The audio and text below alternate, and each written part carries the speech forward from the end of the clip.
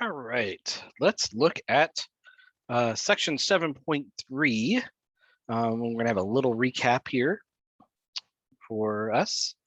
So in 7.1 and 7.2, we were trying to estimate the population mean based around a sample mean.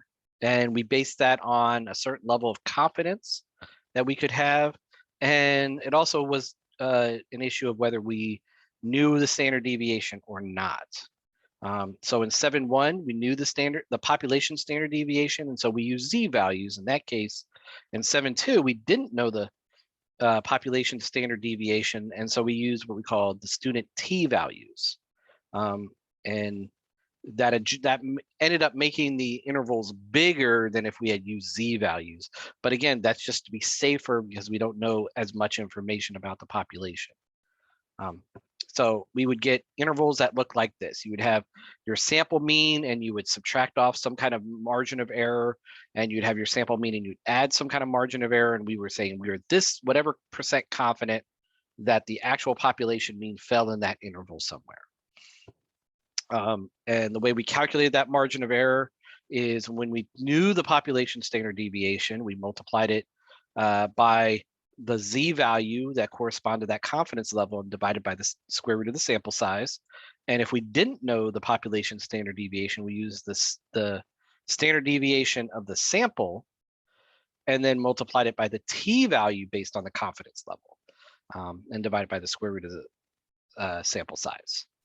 And so we would get something like this. In this picture, we're assuming that in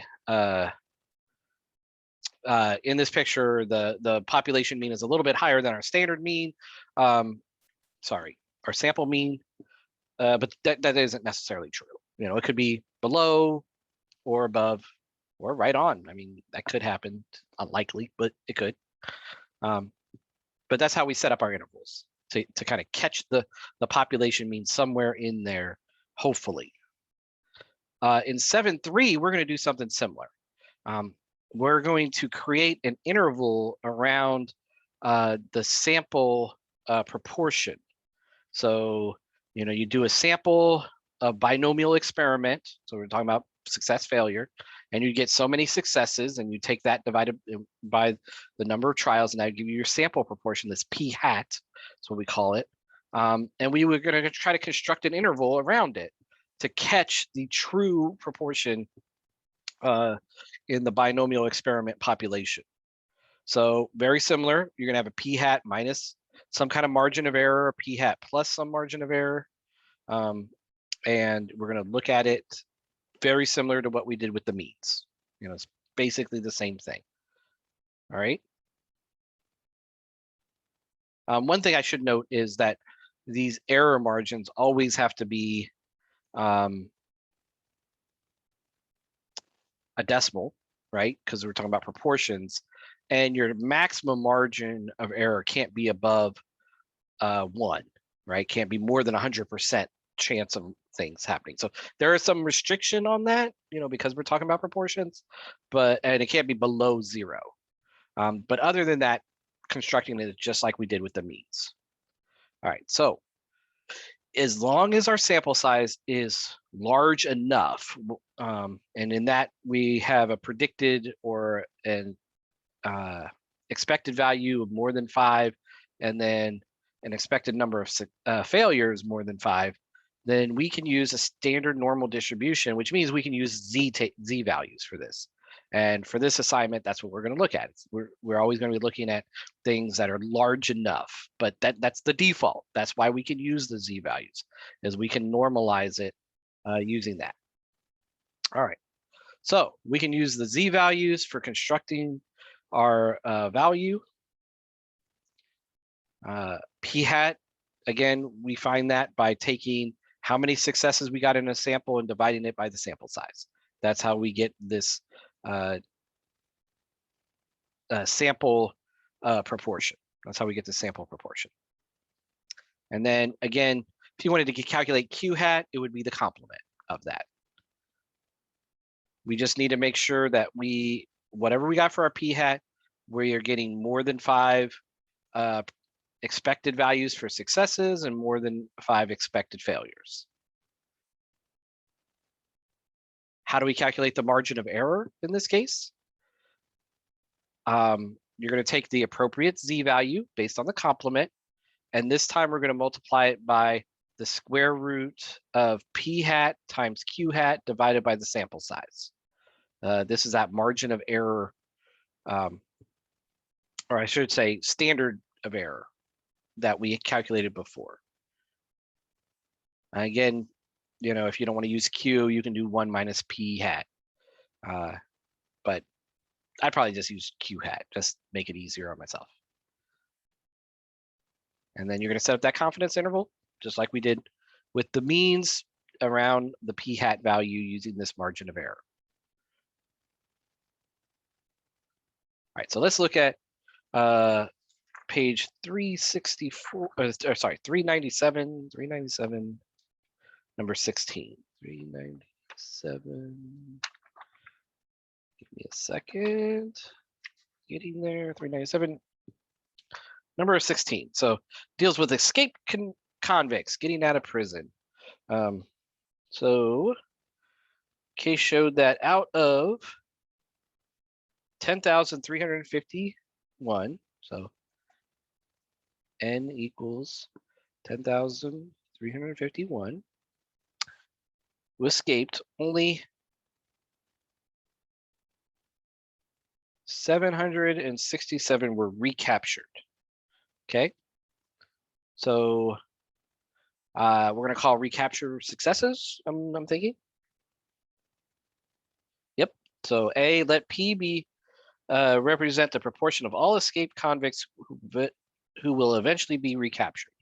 So we're going to say they want us to calculate P hat. So remember, that's R over N, our number of successes over our sample size. And that'll give us our sample statistic. And let me find my calculator. Okay.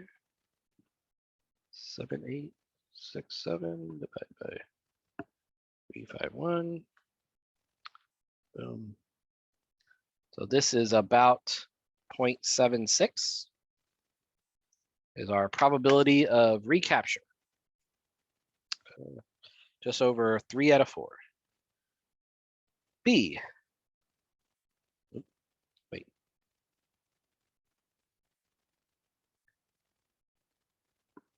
Okay, sorry. I suddenly thought I had switched problems. All right, B, find a confidence interval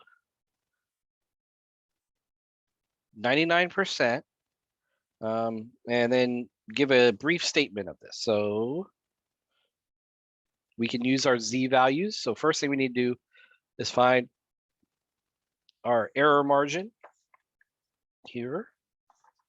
And so the way we calculate that is we're going to take our confidence value times the square root of p hat times q hat divided by the sample size. So if p hat is 0.76, q hat is 0.24, and our confidence for 0.99, remember, we just go to our z values, and there's that little table at the bottom there.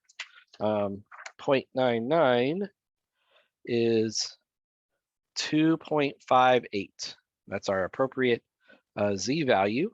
So 2.58 times the square root of 0.76 times 0.24 divided by 10,351. And again, this has to come out to be some decimal value because you're adding it to your 0.76 as a probability of success. Okay, so let's see what we get when we do that. 2.58 times the square root of 0.76 times 0.24 divided by 10,351. And I got that to come out to be about 0.011.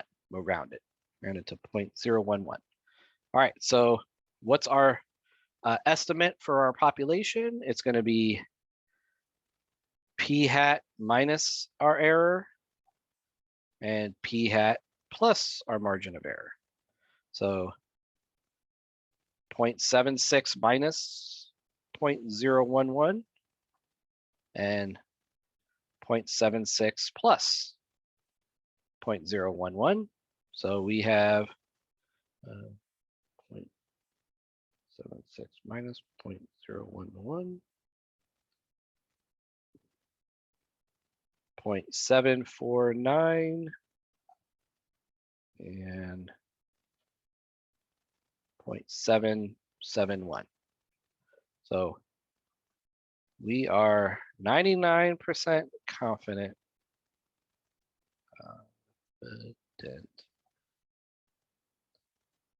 that the true proportion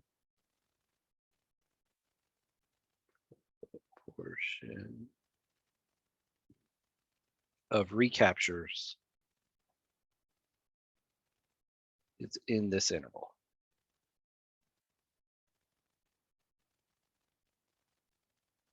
Right? C. Is the normal approximation to the binomial justified in this problem? Explain. So are we expecting more than 5 successes, more than 5 failures? Yeah, I mean, if you take 0.76 times 10,351, 0.76 times 10,351 comes out to be basically 7, 8, 6, 7. You know, not quite there, but that's because we rounded the proportion, but that is definitely bigger than 5. And then if you put 0.24 times that,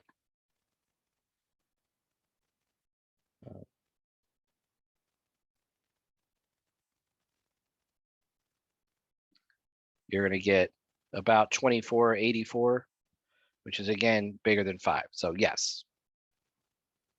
Yes.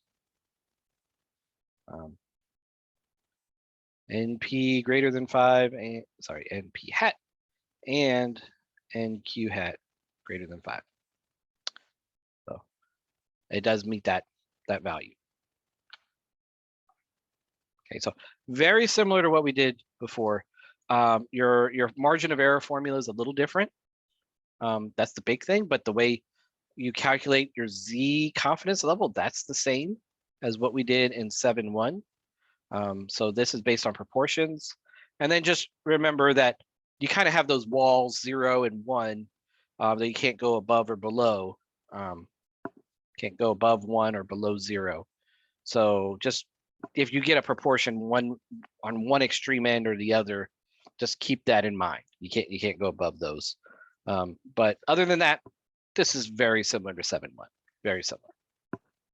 All right. Okay, so I want you to do 1, 4, 7, 11, 15, and 21. And I think we should be okay. I know on one of the earlier sections, I accidentally assigned us a problem that you needed to wait till the second part. If you run across something, come and watch the rest of the video and see if that answers your question. If not, then I think these are okay. I haven't quite double checked them recently, but it looks like in my notes that it should be okay. So do those problems and then pause the video, go do them, and then come back.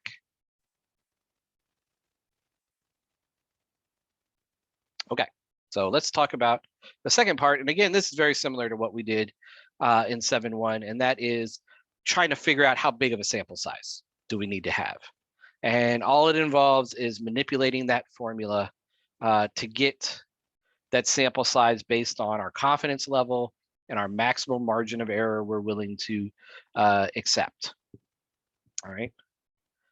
So if we have a preliminary estimate for the population proportion, so where does that come from? Well, maybe we've already done some samples and we kind of have an idea what the proportion might be, or maybe we know like something from the past. something from the past, maybe we could work off of that value, just kind of give us an estimate on what it should be. Then we're going to use this formula. We're going to take n times p, or sorry, the sample size is going to be the population proportion times 1 minus that, or again, you could use q if you would prefer, times ZC over E squared. Again, what's the Z value based on the confidence level? What's the maximum margin of error we're willing to accept? And then multiply those by the probability of success, probability of failure. And that's if we have an estimate for the probability of success, probability of success. If we don't have a estimate for the probability of success, then we're going to use a similar formula, but instead of P times Q or P times 1 minus P, we're going to use 1/4 for that part. Again, you got to have a big enough sample size that N and P are both bigger than 5. NP, the product of N and P is bigger than 5, and the product of N and Q is bigger than 5. That still needs to be true. And just like we did in the earlier section where we calculated this, we're going to go up, right? So if you get like 310.2, you're going to say 311. You're going to push it up to the next sample size higher. So real quick, let me explain why we don't have an estimate for P, or kind of give you a reason why if we don't have an estimate for P, why do we use 1/4 instead? So let's say the probability of success was 10%, and the probability of failure in that case was 90%.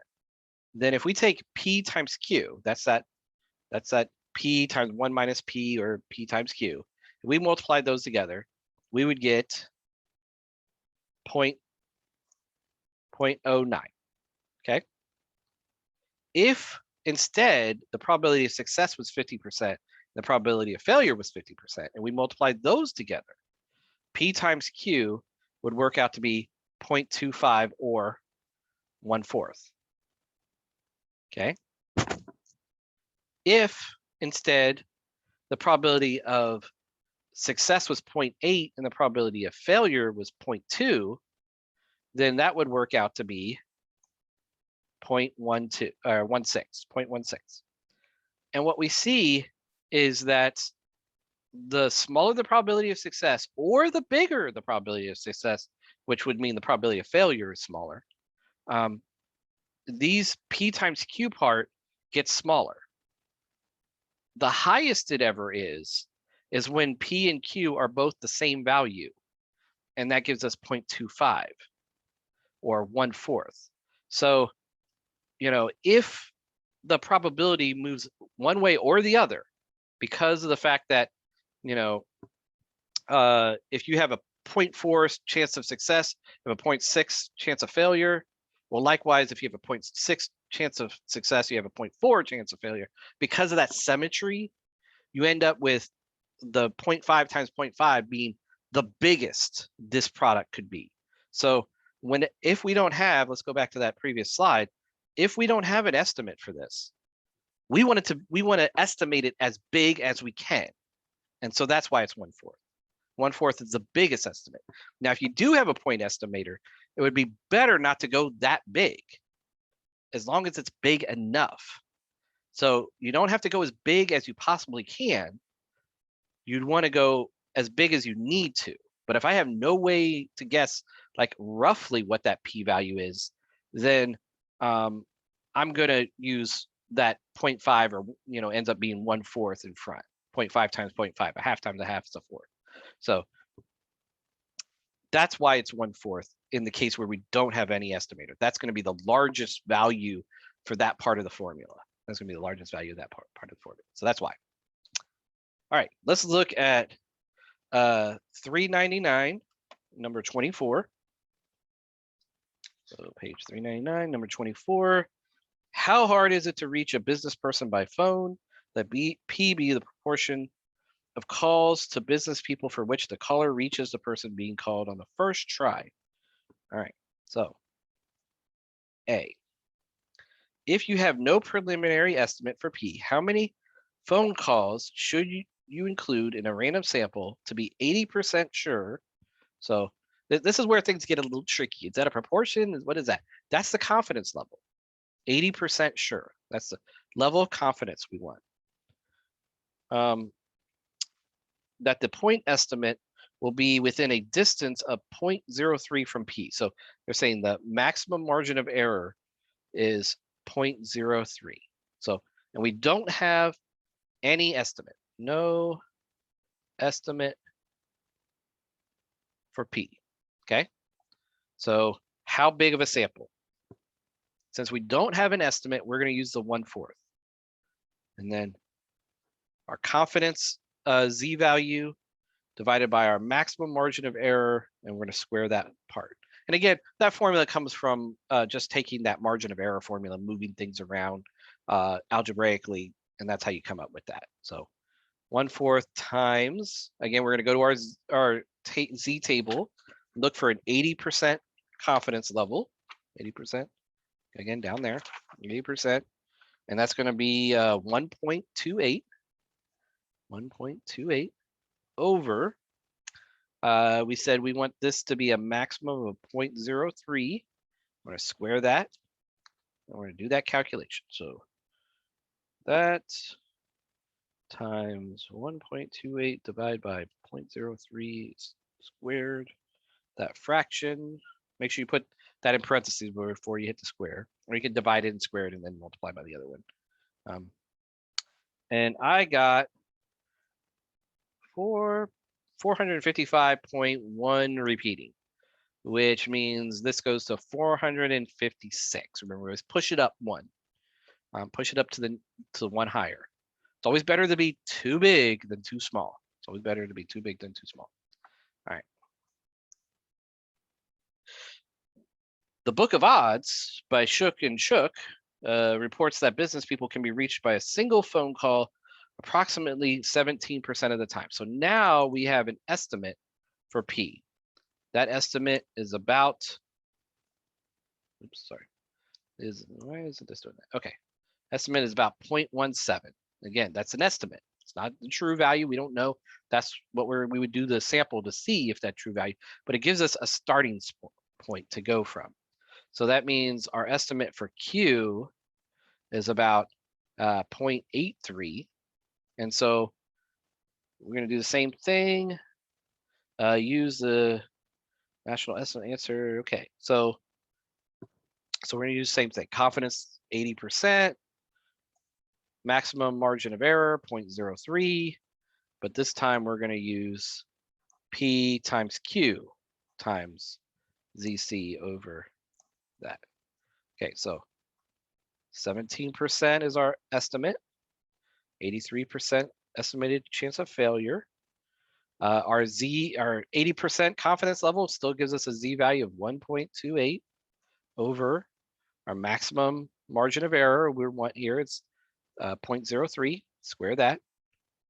Let's see what we get, 0.17.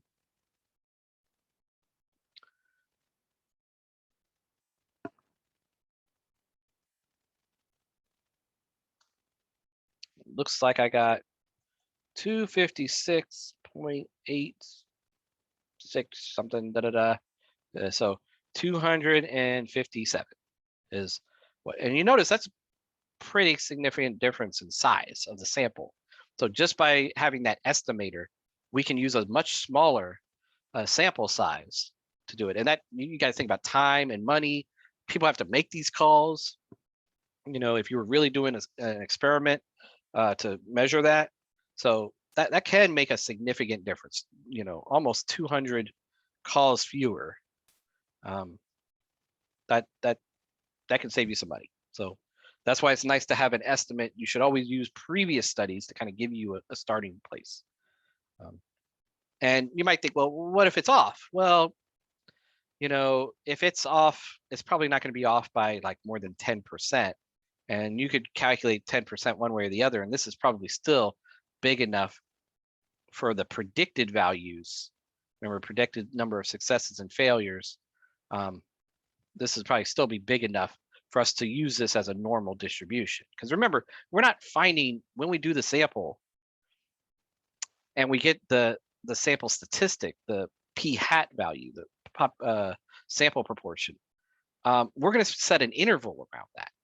So it's not going to be like that value doesn't have to be super precise. It just has to be close so that we can put an interval, a big enough interval around it to catch the real value.